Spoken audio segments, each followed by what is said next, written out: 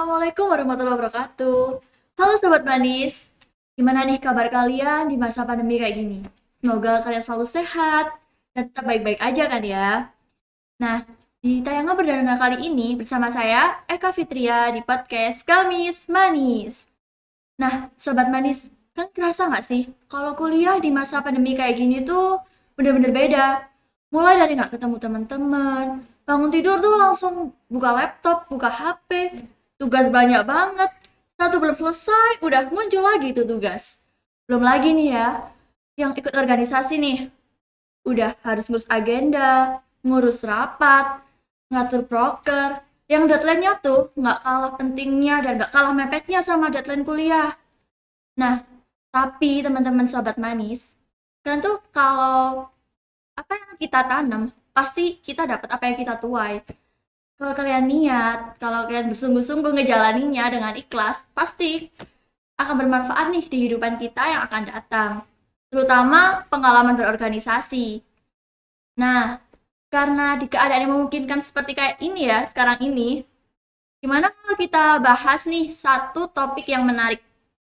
Gimana kalau kita bahas mahasiswa ekstra organisasi? Setuju nggak Sobat Manis? Pasti setuju dong. Tapi sebelum itu, saya nggak sendiri loh di sini. Di sini saya ditemani satu narasumber yang nggak kalah kerennya. Tanpa basa-basi lagi, kita sapa nih, Mas Amir. Hai Mas Amir, gimana kabarnya? Udah lama nggak ketemu nih. Ya tiap hari di kampus kok saya. Ya iya ya, di kampus mau di mana lagi. Mas Amir sehat-sehat saja kan ya? Alhamdulillah sehat. Nah Mas Amir, aku mau tahu nih, apa kesibukan Mas Amir selama pandemi kayak gini? Akhir-akhir ini ya biasa bantu-bantu bapak ibu dosen kita, penelitian, pengabdian, ngajar gitu. Ngomong soal ngajar nih Mas Amir. Gimana menurut Mas Amir, mahasiswa angkatan baru, angkatan 2020 kayak gini? Tentunya kalau kita membimbing atau mendampingi mahasiswa, terutama mahasiswa baru belajar ya tentunya punya tantangan tersendiri karena mereka baru proses adaptasi dari SMA ke kuliah begitu. Jadi memang kan berbeda kulturnya, kultur belajar di SMA dan kuliah tentunya sangat berbeda. Nah Mas Amir, aku mau tahu sedikit nih. Katanya, dulu Mas Amir itu pernah jadi ketua himpunan mahasiswa jurusan administrasi pendidikan UM ya Mas Amir? Ya kebetulan sih Tahun berapa tuh Mas Amir? sekitar 2016. 2016. Wah pasti seru banget ya kalau ketuanya kayak Mas Amir gini. Makasih.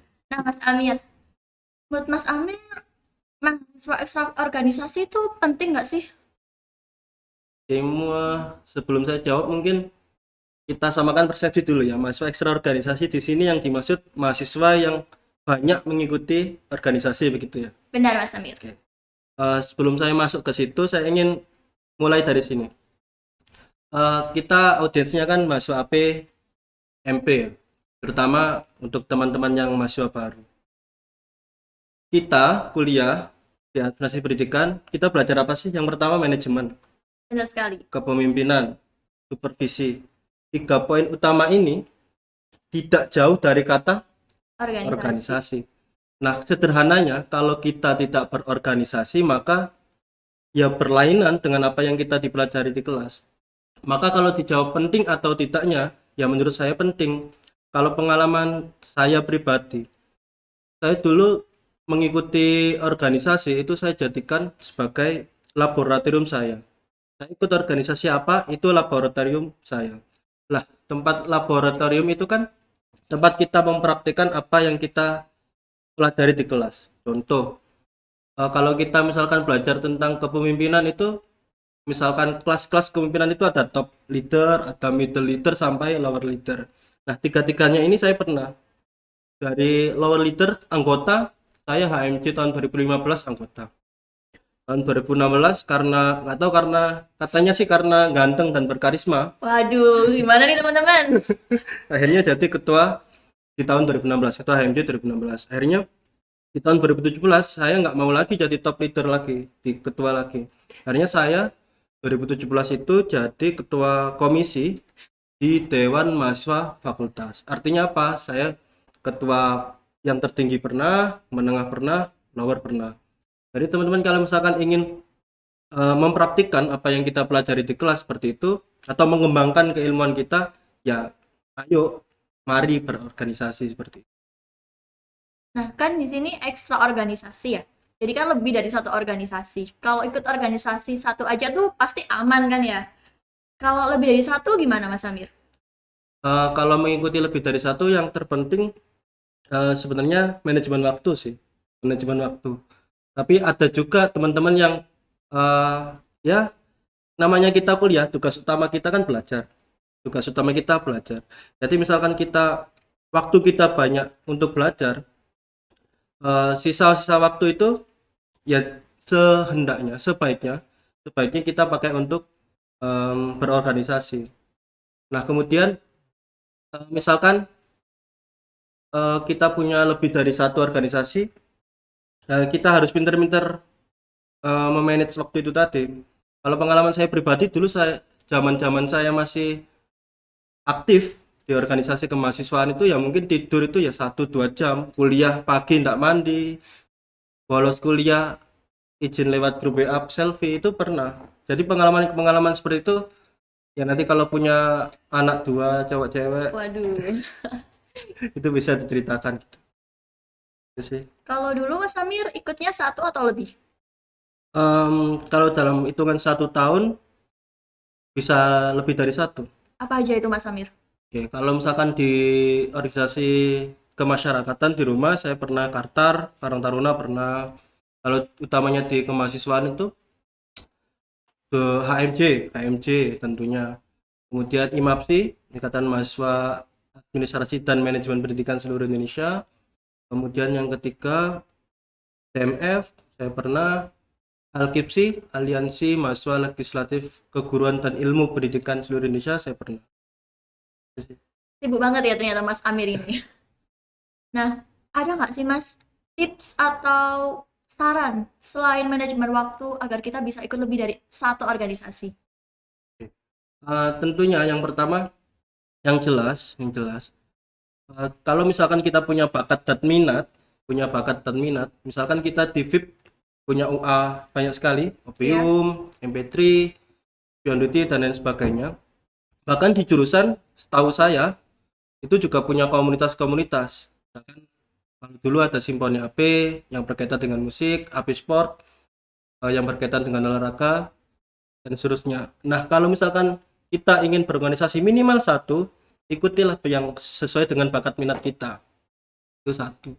Kalau kita suka dengan olahraga, kalau di VIP ada Spion Putih, kalau di AP di jurusan ada AP Sport dan sebagainya. Itu yang pertama. Yang kedua, tentunya kalau kita mengikuti organisasi sesuai bakat dan minat kita, akan menemukan teman-teman yang satu visi, satu minat, dan akhirnya menimbulkan kenyamanan.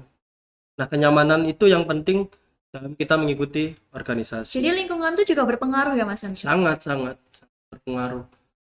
Nah, saya pernah bicara gini sama teman-teman itu, berorganisasi dengan teman-teman yang satu visi atau satu minat itu lebih mudah daripada kita berorganisasi di luar atau yang minatnya beraneka ragam seperti itu.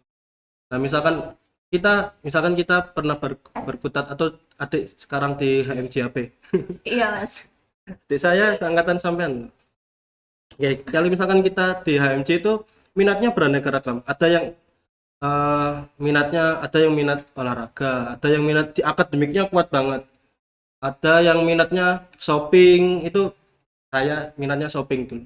Jadi kalau mimpin organisasi ya belanja gitu.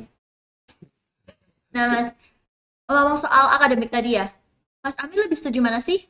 Kuliah pulang, atau kupu-kupu, atau kuliah rapat? Ya tentunya kalau melihat pengalaman pribadi ya, tentunya saya lebih setuju yang pura-pura.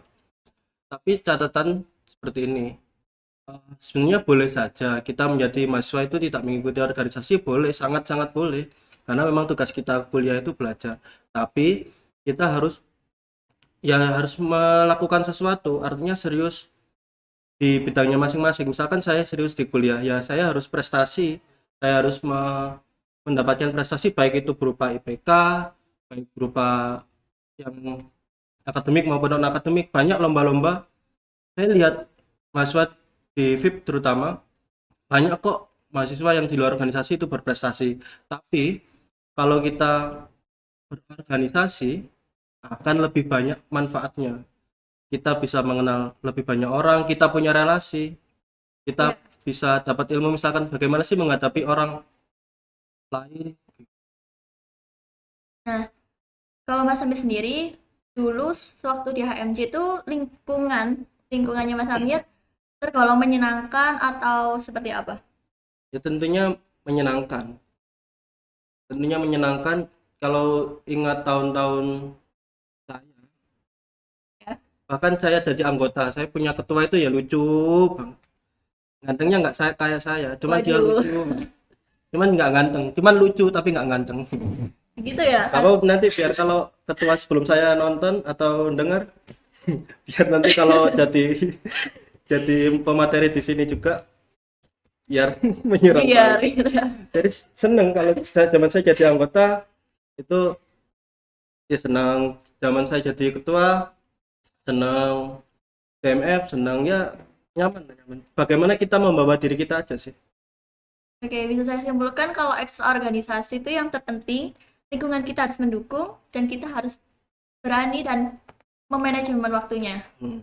Seperti itu. Kalau kita bahas-bahas sedikit soal organisasi gimana, Mas? Setuju? Boleh. Nah, ada nih masalah. Gimana sih pandangannya Mas Amir jika ada kayak percintaan di dalam organisasi? Itu kan pasti nggak bisa dipungkiri kan, Mas ya? Gimana menurut Mas Amir? Oke, dulu karena memang pernah terjadi di organisasi yang saya ikuti. Di HMJ dulu juga ada yang semacam, kalau istilahnya anak muda itu cinlok. Ya, Cimo. Sebelumnya memang nggak ada perasaan, tapi setelah berkutat di organisasi yang sama, mungkin sering cari sponsor bareng, sering diskusi bareng, akhirnya timbullah rasa-rasa cinta. Aduh, Nah gimana tentunya nih? kalau kita menghadapi itu kita harus, kalau dulu saya pribadi ngobrol ke yang bersangkutan, ngobrol yang bersangkutan harus profesional. Artinya kalau di tengah perjalanan dalam berorganisasi itu ada masalah, ya harus diselesaikan secara profesional. Di luar organisasi boleh, misalkan nggak, kalau kalau anak muda sekarang kalau cinta-cintaan gitu kan, kalau putus biasanya nggak sapa-sapaan dan seterusnya. Iya, benar. Nah itu harus profesional memang. Tapi lucunya pada saat saya DMF tahun Iya, 2017 gimana? dan 2017, saya kebetulan, ya ini share aja, saya Iya. sama calon istri itu, Waduh, calon istri gimana sama nih? calon istri itu ini ada cincin. Waduh, udah tunangan, guys. Oke, saya sama calon istri itu pacaran, taruh itu Iya. bulan September 2016. Artinya pada saat saya masih, ya kebetulan dia pada saat itu TMF, saya HMJ. Nah, dia memang sering ngejar-ngejar ngejar-ngejar Iya. saya, ngejar-ngejar dalam artian karena dulu SPJ belum selesai, laporan ke TMF belum selesai dan seterusnya, akhirnya timbul rasa cinta. Akhirnya pacaran sampai TMF jadi itu, kita masuk TMF, itu ya dalam posisi pacaran dan Jadi Kak Amir nah, berorganisasi tapi juga pacaran. nah, Tapi masih berlanjut gitu ya? sampai sekarang. Dan alhamdulillah saya sabar.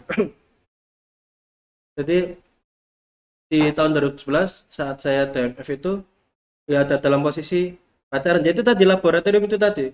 Bagaimana kita misalkan menghadapi orang yang pacaran, sampai-sampai kitanya sendiri yang pacaran gimana. Akhirnya ya itu tadi, kita belajar bahwa kalau misalkan kita selamanya itu profesional, ya baik-baik saja. Tapi banyak riset memang. Misalkan saya baca riset di Jepang atau banyak perusahaan di Jepang itu, kalau misalkan mau hire pegawai atau masuk rekrutmen pegawai itu, salah satu syaratnya jika berpasangan itu memang dipilih salah satu atau tidak boleh berduanya. Bahkan di tata tertibnya itu, di peraturannya sama sekali tidak boleh berpacaran atau memiliki suami atau istri satu perusahaan. Nah, itu misalkan diterapkan di organisasi memang ya ada plus minusnya. Plusnya memang jaga-jaga. Kalau misalkan di tengah ada masalah, tentunya profesionalisme nanti akan terganggu seperti itu. Itu sih. Jadi kalau saya simpulkan kalau bisa profesionalisme, ya kita nggak apa-apa dong. Enggak, asal bisa profesional. Dan kalau Susah nggak sih kalau profesionalisme itu susah nggak sih? pasti susah. Pasti susah kalau dengan keadaan seperti itu. Nah, jangan salah kalau misalkan nanti kalau nonton, kalau misalkan ada adik saya 1-2 tahun pasti kan tahu saya sama Mbak Nova pacaran itu lama. Apa nggak pernah bertengkar? Ya bertengkar. Nah, kalau misalkan di satu keadaan harus rapat rapat DMF lah, Dewan Mahasiswa, apakah petentang, kalau bahasa Jawanya apakah tetap petentang-petentangan atau bisa profesional? Kalau misalkan waktunya presentasi yang atau ngasih pendapat, apakah bisa? Ya pasti hal-hal seperti itu ada. Itu cuman bagaimana kita membawa diri aja. Artinya tidak membawa masalah pribadi ke dalam organisasi. Itu sih. Nah, kita kulik lagi dari awal ya, Mas. Ekstra organisasi itu boleh aja, asalkan bisa manajemen waktu dan lingkungan kita mendukung. Percintaan di organisasi itu nggak apa-apa, asalkan kita juga bisa profesionalisme. Nah, Mas, aku mau tahu nih, ada cerita unik nggak selama Mas Amir ikut HMJ? Kalau cerita unik banyak ya. Awal-awal kepengurusan itu aja lucu. Awal ini mungkin bongkar rahasia, belum pernah saya sampaikan ke semuanya juga sebenarnya. Gimana? Kita berorganisasi atau misalkan kita kuliah atau kita masuk ke lingkungan apapun, pastinya kita pengen punya legacy. Kita punya, kalau bahasa Jawanya itu tinggalan, punya tinggalan. Dan punya sesuatu yang wah, sesuatu yang wah. Dulu pada saat kita sama kadip saya namanya Yafi, ketua divisi penalaran. Sama Mas Yafi, atau pada saat kita semua organisasi, semua anggota organisasi, semua anggota HMJ itu raker merumuskan program kerja, kita punya kegiatan yang namanya debat nasional. Iya. Debat nasional. Dulu bukan debat nasional, debat se-Jawa Timur. Provinsi. Ya, awalnya debat seprovinsi terbuka. Iya. Dan itu sudah diketok palu sidang pada saat kita rapat kerja di Batu. Dan akhirnya kita seperti biasa, kita dikumpulkan fakultas untuk presentasi program kerja dan agenda kita. Ya.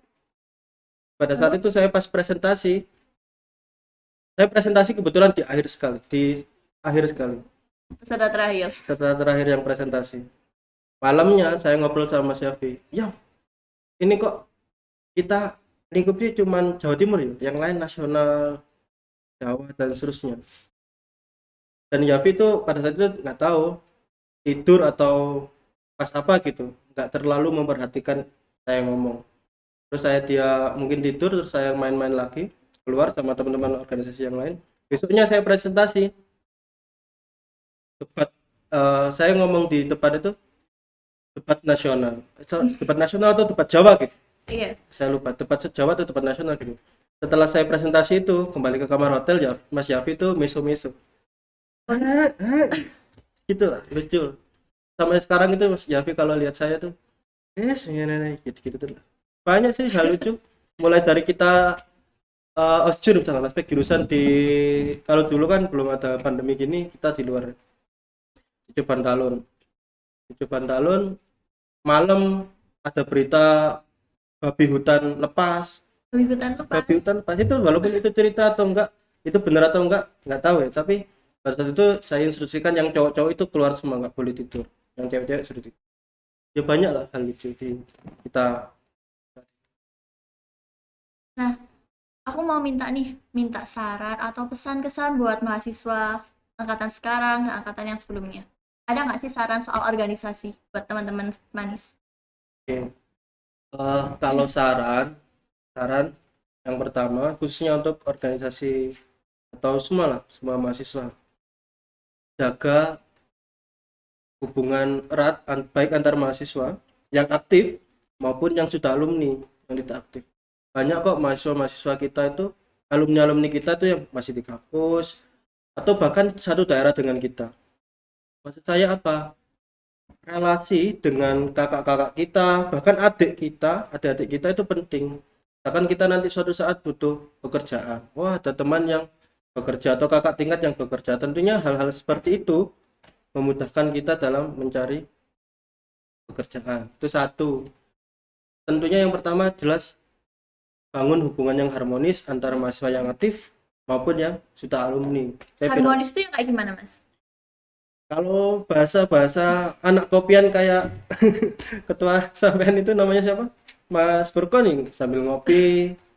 Kalau saya ya sering tahlilan, ngaji bareng. Kalau saya tahlilan, ngaji bareng, ngopi. Banyak ya kontak-kontak walaupun via WA. Ya banyak banyak banyak media lah yang bisa kita tempuh untuk menjalin hubungan dengan yang lain. Nah, Sobat AP, bisa saya simpulkan nih dari obrolan saya dengan Mas Amir bahwa ekstra organisasi itu penting. Kita bisa berorganisasi, bisa juga enggak, itu pilihan. Tapi jika kalian mau mencoba untuk berorganisasi, pasti kalian punya peluang yang lebih besar daripada mahasiswa yang biasanya. Nah, masalah-masalah di lingkup organisasi itu sebagai pemanis.